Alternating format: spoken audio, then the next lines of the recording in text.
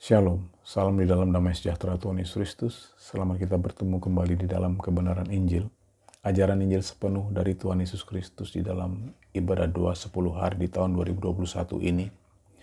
Memasuki hari ke-9 atau hari yang terakhir menuju hari Pentakosta. Yang besok akan kita rayakan dan kita peringati.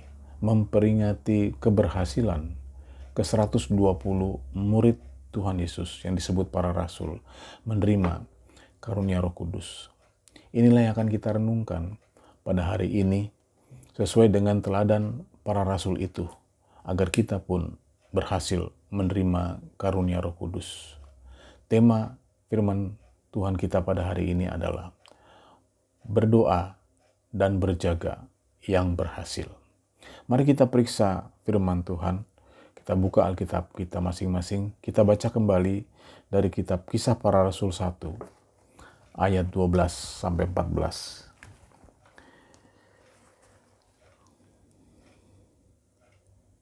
Demikian firman Roh Kudus, maka kembalilah rasul-rasul itu ke Yerusalem dari bukit yang disebut Bukit Zaitun, yang hanya seperjalanan sabat jauhnya dari Yerusalem. Setelah mereka tiba di kota, naiklah mereka ke ruang atas tempat mereka menumpang. Mereka itu ialah Petrus dan Yohanes, Yakobus dan Andreas, Filipus dan Thomas, Bartolomeus dan Matius, Yakobus bin Alfius dan Simon orang Zelot, dan Yudas bin Yakobus. Mereka semua bertekun dengan sehati dalam doa bersama-sama dengan beberapa perempuan serta Maria, ibu Yesus, dan dengan saudara-saudara Yesus. Amin. Tuhan Yesus memberkati. Saudara dan saudari yang berbahagia di dalam Injil sepenuh, pada malam hari ini kita akan mempelajari keberhasilan para rasul dalam menanti karunia Roh Kudus di Yerusalem, agar kita pun berhasil dalam penantian kita menerima karunia Roh Kudus. Jawabannya tertulis di dalam ayat 14. Saya bacakan ayat 14. Mereka semua bertekun dengan sehati dalam doa bersama-sama. Kuncinya, saudara-saudaraku, adalah bertekun dengan sehati di dalam doa. Kata kuncinya adalah sehati. Sehati artinya sepikir, satu kemauan, satu tujuan.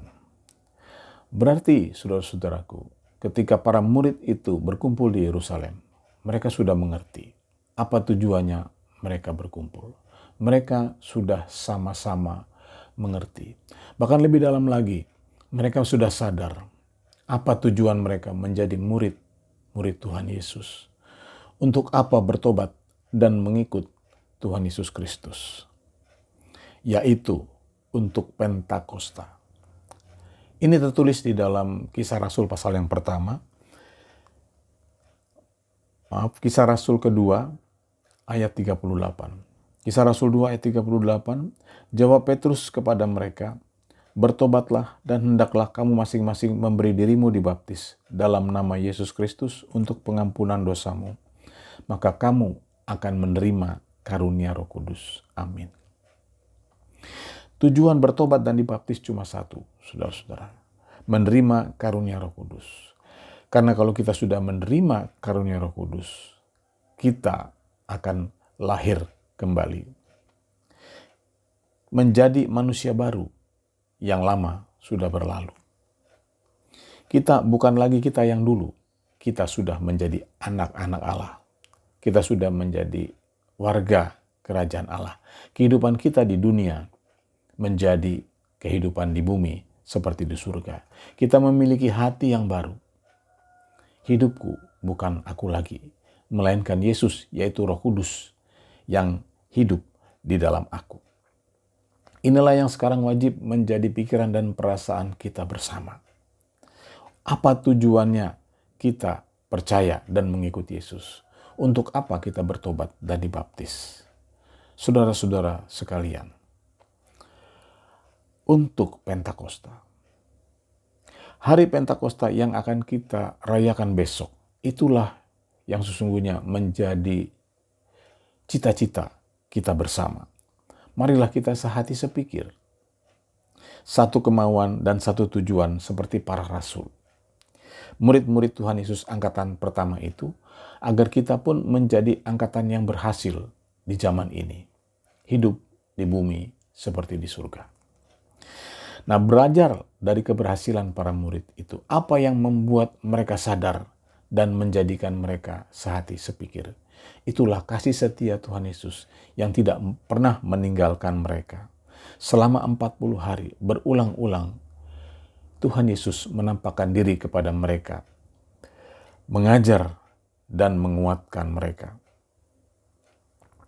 Sehingga ketika saatnya Tuhan Yesus naik ke surga, para muridnya itu sudah sadar dan menjadi sehati sepikir. Kita baca selanjutnya di dalam Yohanes 14. Yohanes 14 ayat 18 sampai 23. Demikian firman Tuhan Yesus. Aku tidak akan meninggalkan kamu sebagai yatim piatu. Aku datang kembali kepadamu. Tinggal sesaat lagi dan dunia tidak akan melihat aku lagi. Tetapi kamu melihat aku, sebab aku hidup, maka kamu pun akan hidup. Pada waktu itulah kamu akan tahu bahwa aku di dalam Bapa-Ku, dan kamu di dalam aku, dan aku di dalam kamu. Barang siapa memegang perintahku dan melakukannya, dialah yang mengasihi aku. Dan barang siapa mengasihi aku, ia akan dikasihi oleh Bapa-Ku. Dan aku pun akan mengasihi dia dan akan menyatakan diriku kepadanya. Yudas yang bukan Iskariot bertanya kepadanya, Tuhan, apakah sebabnya maka engkau hendak menyatakan dirimu kepada kami dan bukan kepada dunia? Jawab Yesus, jika seorang mengasihi aku, ia akan menuruti firman-Ku, dan Bapa-Ku akan mengasihi dia, dan kami akan datang kepadanya, dan diam bersama-sama dengan dia.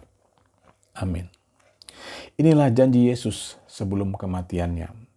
Maka ketika ia bangkit, Tuhan Yesus tidak langsung meninggalkan murid-muridnya, melainkan dia berulang-ulang hadir untuk menguatkan dan mengingatkan kembali tentang perjanjiannya, yaitu perjanjian baru yang harus dimeteraikan oleh Roh Kudus. Inilah yang pertama, saudara-saudaraku, bahwa Tuhan Yesus datang melawat agar murid-muridnya sehati dan sepikir. Yang kedua, camkanlah, saudara-saudaraku, di dalam ayat 19 dinyatakan bahwa Tuhan Yesus tidak menampakkan dirinya atau menyatakan dirinya kepada semua orang, melainkan hanya kepada murid-muridnya saja. Yesus mengatakan, tinggal sesaat lagi dan dunia tidak akan melihat aku lagi. Dunia tidak melihat kebangkitan Tuhan Yesus. Namun Tuhan Yesus berfirman, murid-muridnya dapat melihat Yesus selama 40 hari terhitung mulai Paskah, yaitu kematian atau Jumat Agung dan kebangkitan. Minggu Paskah. Tuhan Yesus berulang-ulang menampakkan diri kepada murid-muridnya, menguatkan dan mengajar mereka. Ayat 21 dan 22 katakan, Tuhan Yesus yang Esa akan menyatakan diri kepada murid-muridnya dan diam di dalam murid-muridnya. Inilah yang sedang kita alami sekarang. Kalau kita bertekun, saudara-saudaraku, Tuhan Yesus akan menyatakan diri lewat firman-Nya. Ia tidak akan membiarkan kita terlantar dan bingung, supaya kita dapat sehati dan dapat menikmati Pentakosta. Mungkin ada yang berkata, tetapi besok sudah hari Pentakosta. Benar.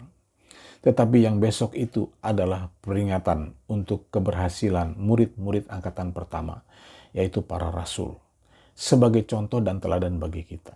Selanjutnya, kita pun harus menanti hari Pentakostanya sendiri. Saudara-saudaraku yang berbahagia di dalam kehidupan kita, itulah Pentakosta. Kita pasti berbahagia, saudara-saudaraku, seperti yang sudah disampaikan, kalau kita mengerti dan dapat merasakan apa yang menjadi rencana dan kehendak Tuhan lewat peristiwa Pentakosta. Pentakosta artinya hari ke-50, di mana angka 50 hari itu berlaku untuk para rasul sampai mereka dibaptis Roh Kudus. Bagi kita ini adalah pelajaran iman. Artinya, saudara-saudaraku, bukan soal cepat atau lamanya doa kita dikabulkan oleh Tuhan, melainkan kita harus yakin bahwa kita telah menerima Pentakosta itu. Apa maksudnya menerima? Kita telah mengerti tentang Pentakosta itu. Menjadikan kita sehati tentang Pentakosta itu.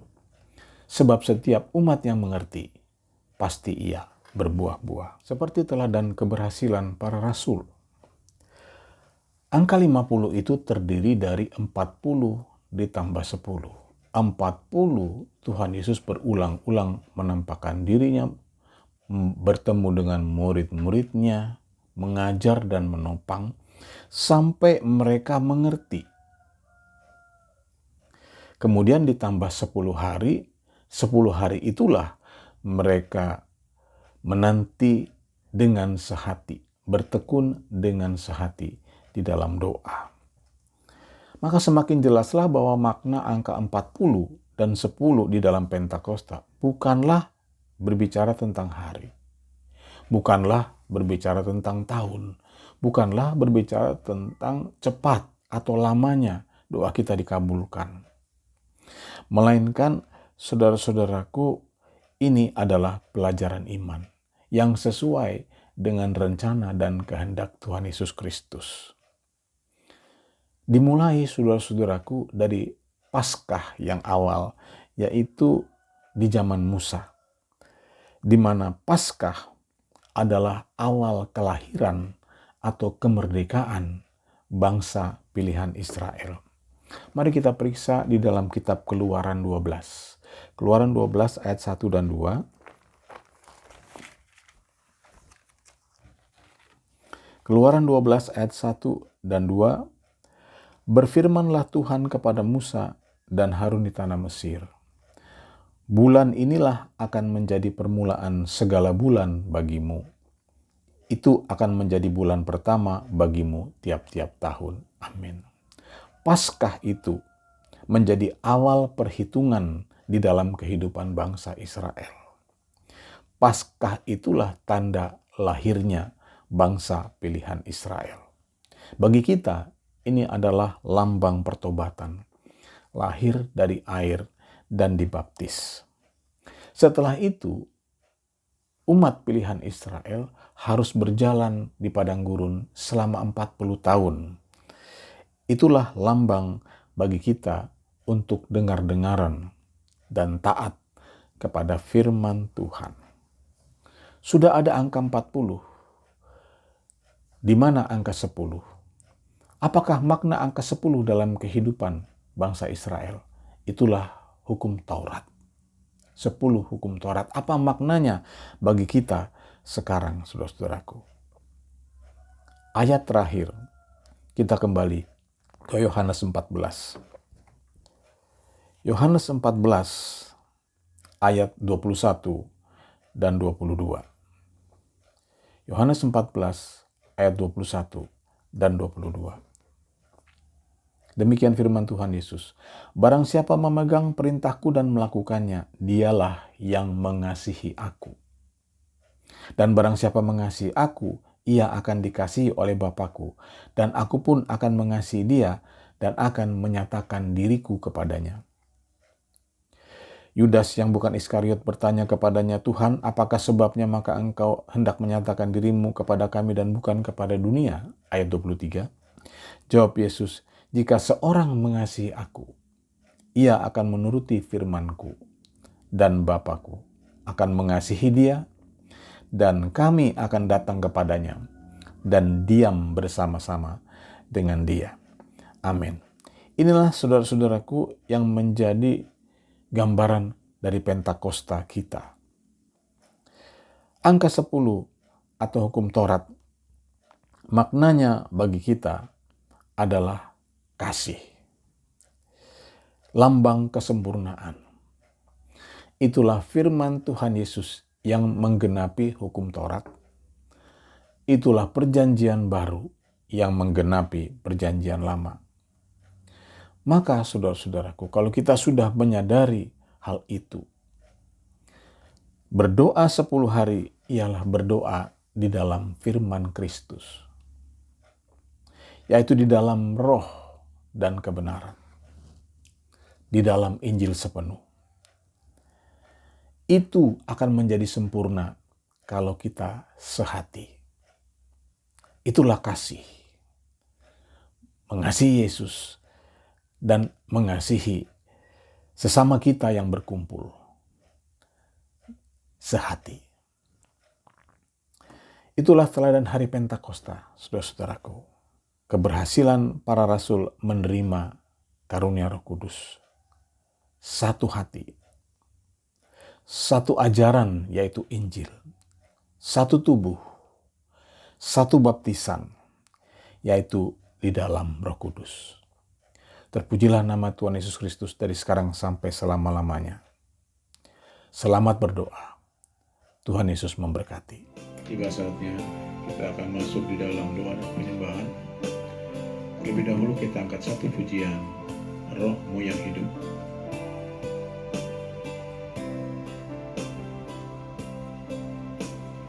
Roh-Mu yang hidup penuhiku, mengalir dalamku. Jiwaku tenang bersamamu dalam naunganmu.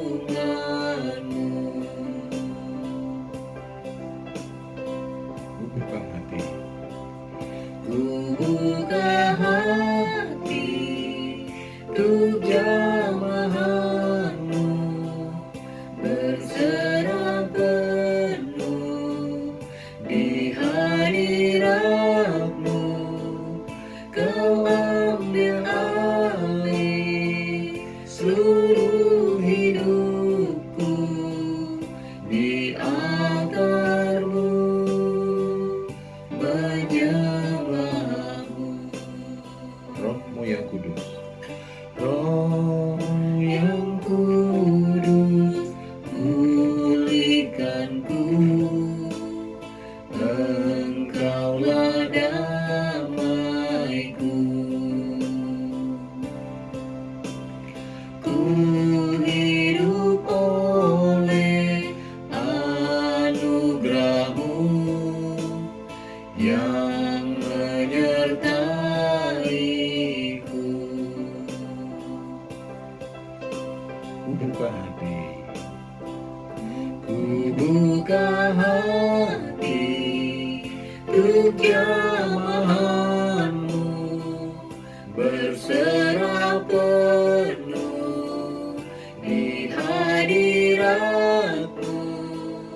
Kau ambil alih seluruh hidupku di altarmu, menyembahmu. Buka hati.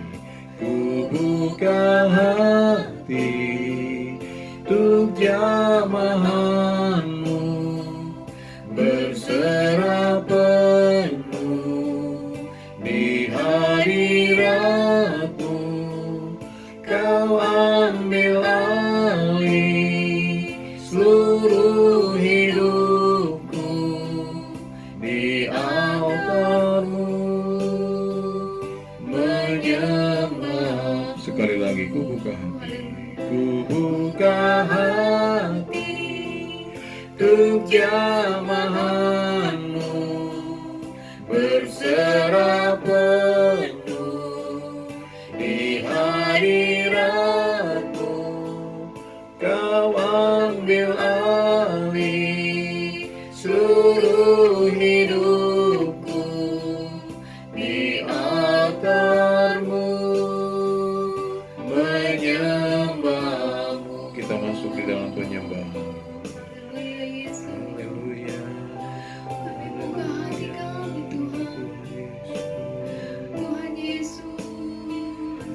Kami buka hati kami untuk Roh-Mu yang kudus Tuhan. Roh Kudus, Roh Kudus, penuhilah hidup kami Tuhan Yesus. Haleluya. Curahkanlah Tuhan Yesus Kristus.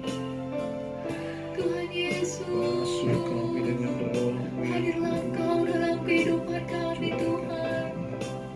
Jamahlah kami Tuhan Yesus. Buka hati kami di hadapan-Mu ya Allah. Tuhan Yesus, Jamah, kami minta Engkau Tuhan. Kami mohon Tuhan Yesus, urapi kami, jamah hati kami Tuhan.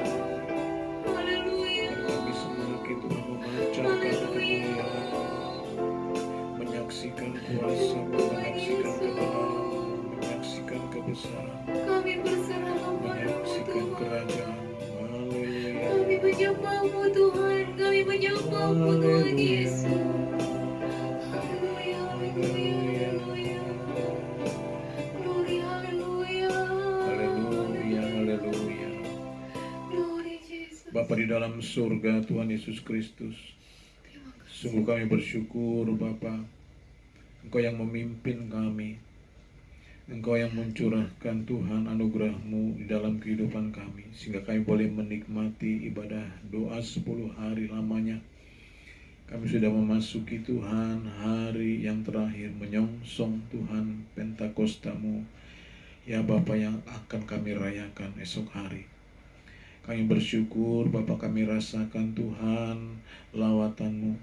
Engkau tidak membiarkan kami Tuhan, ya Bapa, seorang diri.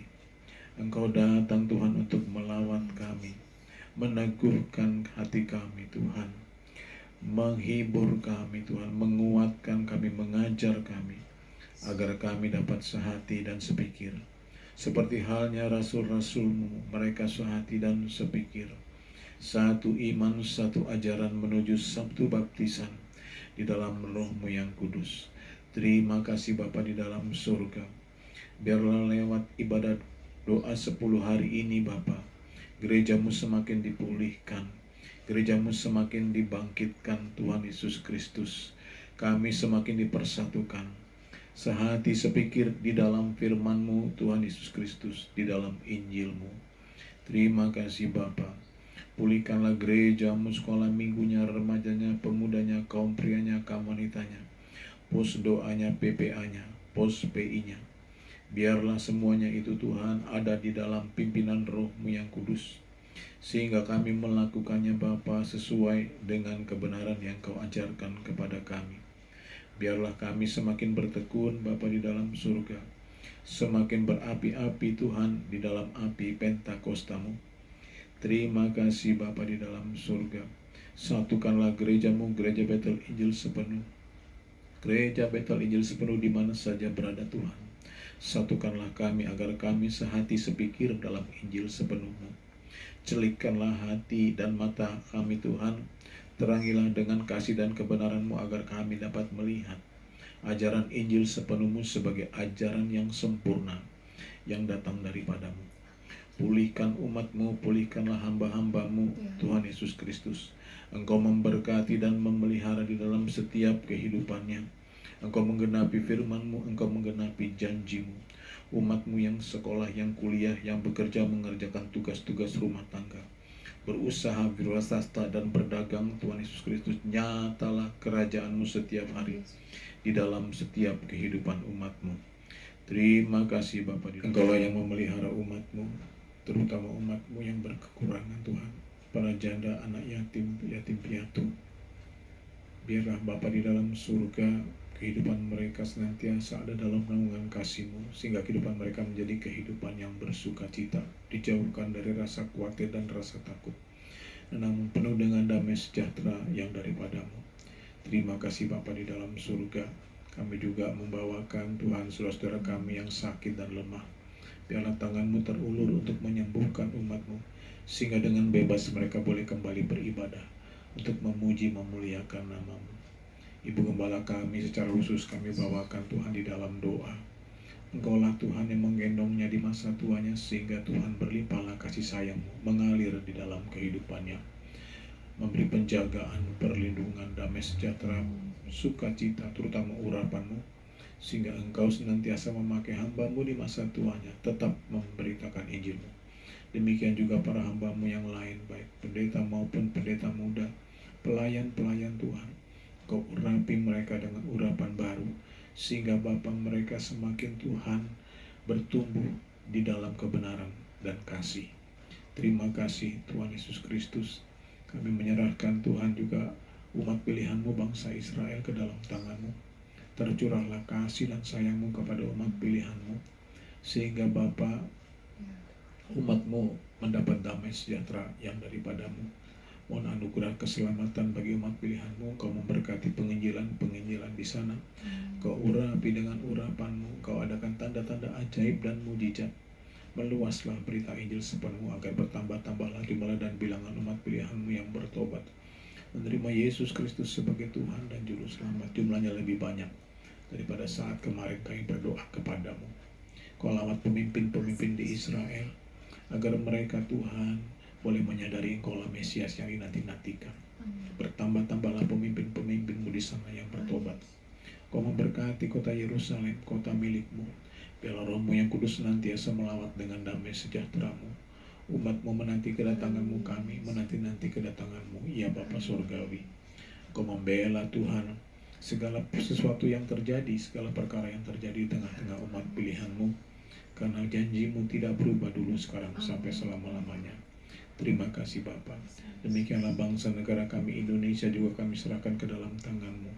Mohon perlindungan dan belas kasihan-Mu, agar bangsa kami dilindungi dari bencana-bencana, tulah-tulah, tanda-tanda akhir zaman. Ya Bapa, ampuni dosa dan kesalahan bangsa kami. Biar bangsa kami mendapat kasih karunia di mata-Mu. Curahkanlah kuasa-Mu Bapa. Ulurkanlah tangan-Mu menghalau pandemi COVID-19 dari Israel, dari dunia, dari bangsa negara kami. Terima kasih Bapa di dalam surga. Selamatkanlah bangsa kami. Biarlah berita Injil sepenuhnya meluas di seluruh Indonesia. Urapi penginjilan di Indonesia, bertambah-tambah jumlah dan bilangan saudara-saudara kami sebangsa dan setanah air yang bertobat, menerima Yesus Kristus sebagai Tuhan dan Juru Selamat. Jumlahnya lebih banyak dari saat-saat kemarin kami berdoa kepadamu.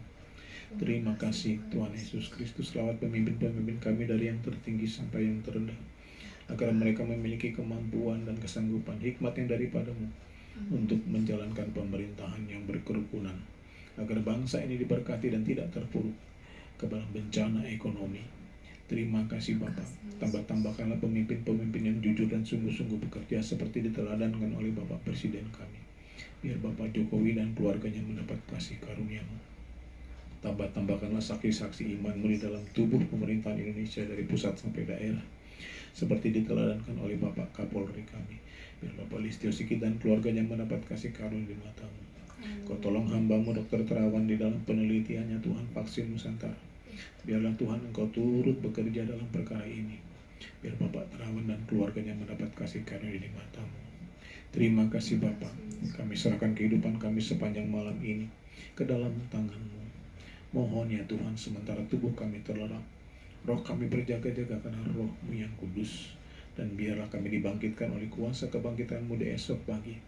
Ya Bapa di dalam surga, menerima kemenangan yang daripada-Mu. Terpujilah nama-Mu dari sekarang sampai selama-lamanya. Inilah Tuhan doa dan penyembahan kami. Biarlah Roh-Mu yang kudus agar menolong sampai Tuhan naik ke hadapan hadirat-Mu dan berkenan kepada-Mu. Sebab semua hanya kami perlaskan di dalam nama-Mu, di dalam nama Tuhan Yesus Kristus yang hidup sampai selama-lamanya. Dan di dalam nama Tuhan Yesus kami mengakhiri ibadah kami dengan doa yang Kau ajarkan.